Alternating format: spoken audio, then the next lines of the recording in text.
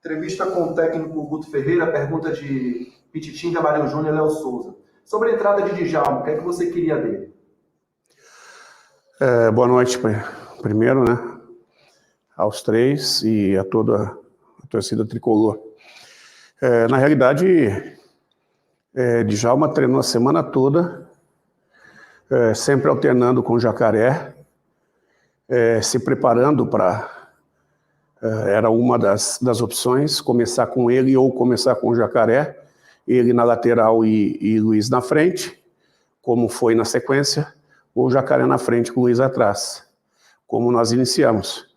Por quê? Porque Djalma é um jogador que tem um dos chutes mais fortes do grupo e direcionado. É um jogador que pega muito bem na bola e a entrada dele foi objetivando isso, né? E graças a Deus deu tudo certo. Ele, além do lance de gol, que o goleiro soltou e o Marcelo fez o gol, ele deu pelo menos mais 2 chutes perigosíssimos, além da falta que estourou no peito do goleiro e deu rebote. Então são 4 ações de qualidade que nós trabalhamos durante a semana e o Djalma foi muito feliz e eu estou muito feliz com a atuação dele. Pergunta de Fábio Passos, ele pergunta sobre a manutenção, segundo ele, insistente de Marco Antônio como titular do time. Como é que você avalia? Eu acho que em cima de um triunfo tão difícil como foi, eu acho que a opinião dele é extremamente, me desculpe, mas na minha opinião, desprezível para mim, porque por que ele não falou do Marco Antônio no jogo passado? Por que ele não perguntou o jogo passado sobre o Marco Antônio? Criar um comentário depreciativo a respeito do Marco hoje, que não foi tão bem, mas os 3 jogadores nossos de frente tiveram dificuldade. Só que se não fosse a mobilidade deles, talvez os que entraram depois não tivessem conseguido fazer o que fizeram. Porque o trabalho é em grupo. O trabalho é em grupo. O trabalho não começa com a entrada de Marcelo, começou antes. Houve um desgaste dos adversários e para que eles pudessem entrar já num outro patamar e tivessem a felicidade de conseguir o que conseguiram. Pergunta de Ulisses Gama. Guto, além da volta de Rio, do Emerson Santos e Didi, será feita mais alguma mudança no grupo que segue para o Rio de Janeiro? Vamos ver o que nós vamos ter. Nós temos jogadores que vão chegar para avaliação física, né? Acho que não temos ninguém fora por cartão. E aí nós vamos tomar decisão. Nós temos a viagem é só no sábado, nós temos quinta e sexta para fazer uns treinos mais decisivos aí para definir quem é o grupo, e aí o sábado o treino final. Pergunta de Douglas Santana, ele faz pergunta sobre Marcelo Rian e a evolução dele no grupo. É um jogador, como eu falo sempre, um jogador em potencial, um jogador para ser aproveitado em determinados momentos, que vem crescendo. Hoje colheu tudo que trabalha, saiu muito bem da partida, foi importantíssima a sua entrada, fez o gol do empate, no rebote do goleiro, bateu a penalidade com muita personalidade, e tudo isso ele planta diariamente com treinamento sério, com dedicação. É um menino que se dedica muito, que ouve bastante, né? E à medida que ele vai dando respostas, ele vai surgindo as possibilidades, a gente achando que é o tipo de jogo para ele, ele vai entrando e vai ganhando minutagem. Daqui a pouco, ele está com uma rodagem tal que, se tiver o desempenho junto, vai começar a reclamar alguma posição maior, né? Esse é o trabalho com os meninos é isso aí. A pergunta de Del Machado, né? Ele pergunta, Guto, sobre o jogo de Davó e a demora para tirar o atleta. Eu acho que as dificuldades da partida ainda assim, Davó teve 3 chances. Pô, se ele está criando por quê? Porque é um jogador perigoso, porque ele é um jogador muito rápido, e ele tem virtudes que daqui a pouco, se ele tivesse feito um dos 3, talvez a gente não tivesse, né, falando a esse respeito. E cada vez que ele não marca, ele fica mais ansioso. Eu acho que é um jogador que tem nos ajudado muito, e eu acho que nesse momento, mais do que nunca, a gente não tem o direito de ficar botando plaquinha no pé dele, não. Sabe? Criando rótulos, não. Porque é um jogador que tem ajudado muito. No jogo de 4-0 ele não marcou, mas saiu como um dos melhores da partida. 2 assistências. No jogo de estreia foi ele que deu o passe do primeiro gol do Jacaré.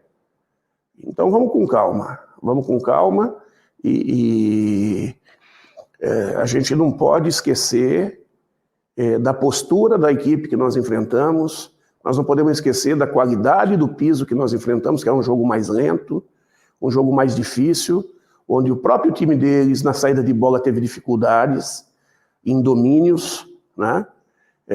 E nós pegamos uma equipe postada, conseguiu um gol de fora da área, né?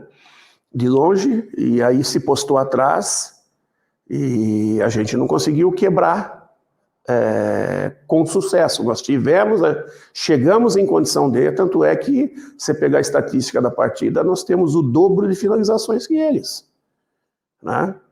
O goleiro fez pelo menos 5 defesas muito boas.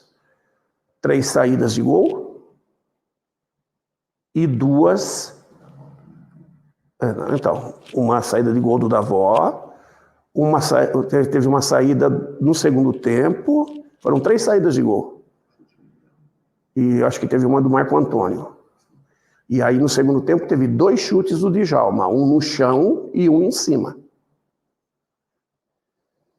As últimas 3 perguntas, Jailson Baraúna. Guto, o primeiro tempo em que a equipe se perdeu após o gol, mas soube no segundo tempo se recuperar e conquistar a classificação. Qual a lição que fica no jogo de hoje? Eu acho que o que fica, uma coisa que mais as pessoas daqui que vivem o futebol aqui da região falaram: pô, seu time não desiste nunca. Eu acho que é esse espírito que tem que ser exaltado no Bahia. O Bahia não desistiu. O Bahia foi até o final. Só quem estava aqui sabe o que foi esse jogo, da maneira que foi esse jogo. A pressão que foi, estádio pequeno, lotado, chuva, grama de jardim. Tanto é que nós tivemos alguns problemas físicos no final, de desgaste por causa do tipo de piso, e eles sentiram mais que a gente. Eles foram no limite deles e alguns ultrapassaram o limite. E foi aí que a gente conseguiu fazer diferença, né? Graças a Deus, nós conseguimos, com a entrada dos meninos, mudar um pouco mais, né? E conseguimos fazer o gol. Nilson Luiz, Guto, esperava tantas dificuldades, o coração tá em dia? Eu estava calmo, cara. Estava calmo, até porque tem coisas que não está ao seu alcance. E mais do que nunca era um jogo que eu tinha que passar tranquilidade para a minha equipe. Também tinha, não vou dizer uma certeza clara, mas eu tinha uma intuição que a gente passaria. De que maneira, não sei, mas que a gente passaria. E graças a Deus tudo isso aconteceu. Última pergunta, Thiago Mastroianni. Guto, o que levou você a colocar força máxima no jogo sem poupar? E por que o Bahia não conseguiu ficar com a vaga no tempo normal, na sua opinião? A força máxima foi que a gente veio de uma semana de folga, né? Nós jogamos na terça e voltamos a jogar só na terça. Então isso aí permitiu que a gente tivesse trabalho, tempo de descansar e trabalhar. E a postura, e nós não podemos esquecer da qualidade do adversário. Só um comentário bastante plausível aqui que as pessoas têm que entender. O Grêmio, que está entre os 4 da Série B, perdeu para o Mirassol que perdeu o jogo aqui para eles, né? Depois, eles estão a 6 jogos que eles não tomavam gol dentro de casa. E tomaram hoje. Então, a postura, todo mundo viu o que foi a postura deles no jogo lá, como eles defendem, né? Então, a gente tem que parar de querer olhar com um olhar muito superior sobre os adversários, até porque o jogo ele se decide dentro das 4 linhas em batalhas, né? Em disputas bastante grandes. E não é o fato do Bahia estar na Série B e o Azures na Série D que tem uma distância muito grande. Não.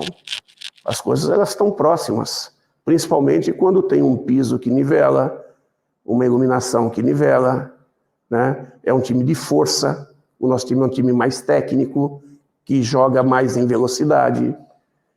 Então, é o casamento dos jogos, né? Dos estilos.